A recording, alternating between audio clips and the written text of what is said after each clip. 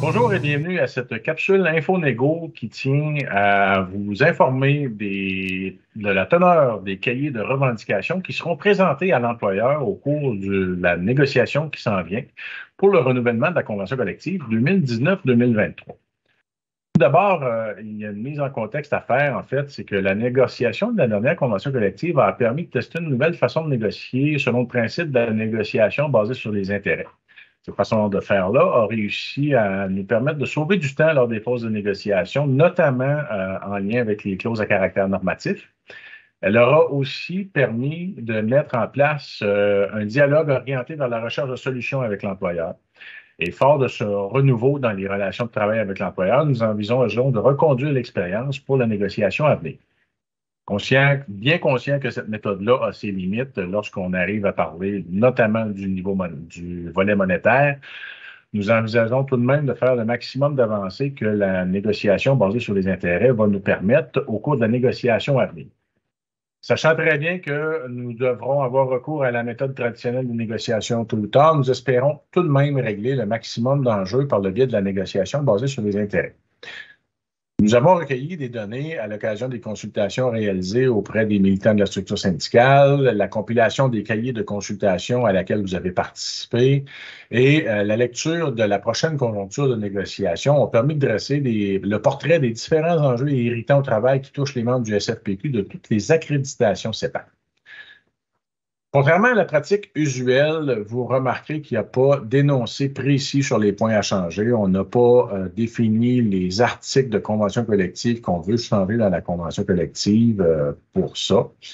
Et que ce soit sectoriel ou intersectoriel, ces derniers font partie d'une liste d'épiceries, si vous me permettez l'expression, que les membres de vos comités de négociation vont avoir en main lors de la négociation. Cette fameuse liste d'épiceries-là est gardée à l'interne jusqu'au moment d'en faire la présentation à l'employeur. Ça inclut la totalité des demandes recevables qui ont été formulées lors de la consultation pour produire le présent cahier de revendication. La stratégie est claire. On souhaite maintenir ces points à l'interne afin d'éviter que la partie patronale puisse les recevoir d'une quelconque façon et ainsi préparer sa négociation en ajustant leurs demandes aux nôtres.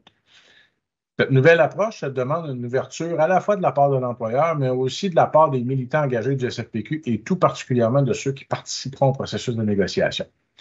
À nouveau, les personnes qui étaient habituées à recevoir un cahier de revendication qui incluait le texte intégral de la convention collective seront surpris, car plutôt que de reproduire les libellés des conventions collectives et de proposer les changements article par article, le présent cahier de revendication y dresse plutôt la liste des irritants et des pistes de solutions qui seront amenés à la table de négociation.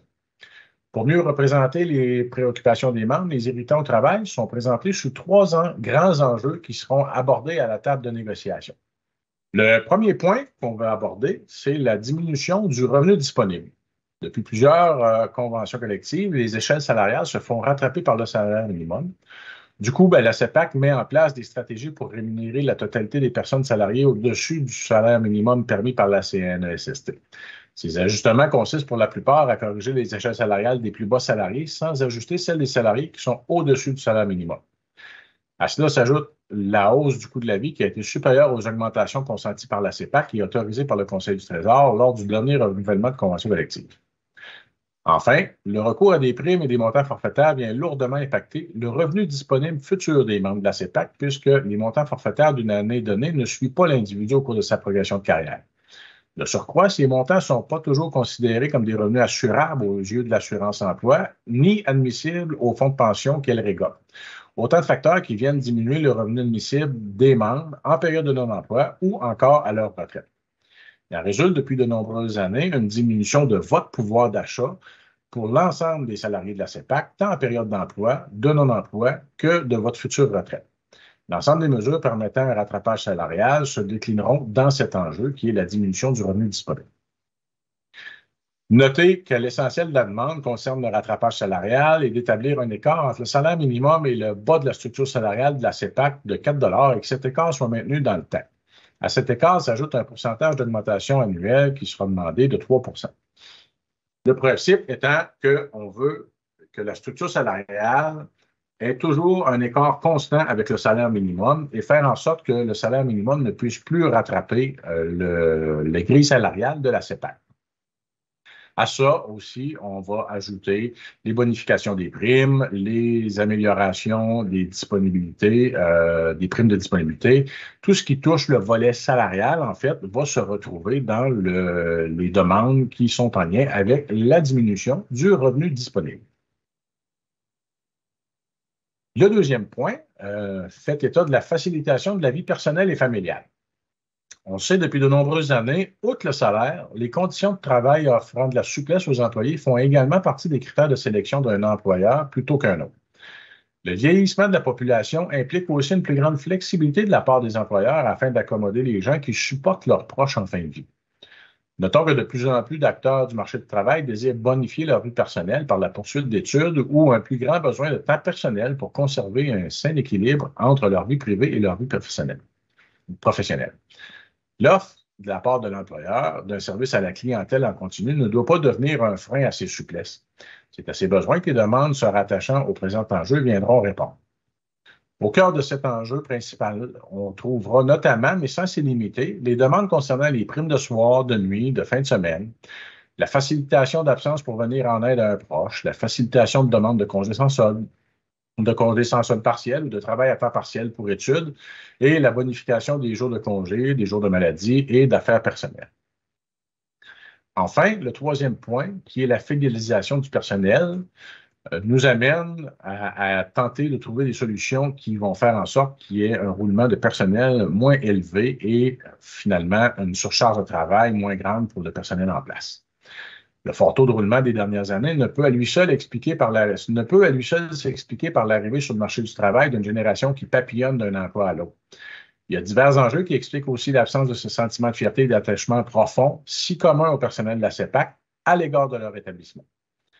Le fort taux de roulement apporte, comme je le disais tantôt, un grand nombre de formations à donner, d'accompagnement et par la bande de frustration lorsque la nouvelle personne quitte le réseau.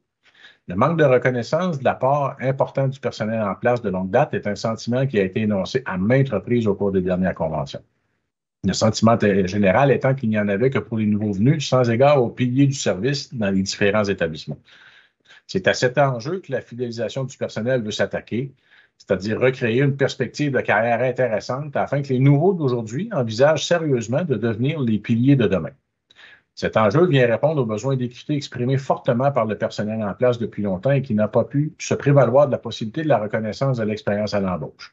Nous trouverons des modalités permettant de rétablir cette inéquité qui viendront permettre, c'est-à-dire d'éliminer la démotivation des troupes au sein des employés de longue date. On y trouvera notamment, pour la fidélisation des employés, des primes annuelles pour le personnel ayant de l'expérience, trouver des facilitations pour offrir des primes lorsque les gens forment les nouveaux, la bonification des jours de maladie et d'affaires personnelles, bonifier l'offre de formation offerte pour les employés et trouver une façon de régulariser le maximum de personnes qui se trouvent à faire presque le tour du calendrier. Ce ne sont que des exemples parmi tant d'autres qui vont permettre justement de fidéliser le personnel au sein de la CEPAC. Ces revendications-là font pratiquement l'unanimité auprès des membres, mais les façons de régler ces irritants ne sont pas clairement identifiées par chaque enjeu. C'est pourquoi le comité de négociation doit disposer d'une marge de manœuvre à la table de négociation pour réussir à augmenter votre revenu disponible, faciliter l'équilibre entre la vie professionnelle et familiale, et permettre la fidélisation du personnel. En conclusion, ce sont les grandes lignes de votre cahier de revendications. Vous allez les trouver sur le site Internet dont le lien apparaît en bas de page. Et le SFPQ, par cette nouvelle approche, veut tout mettre en œuvre pour augmenter votre revenu disponible, faciliter la conciliation travail-vie personnelle et familiale, et enfin favoriser la fidélisation des employés. Le temps est venu de donner un mandat clair à votre comité de négociation. Accepter ce cahier de revendications, c'est demander à votre comité de revendiquer vos droits pour mettre fin aux irritants au travail qui touchent les employés de la CEPAC, de toutes les accréditations et de tous les milieux de travail. Merci.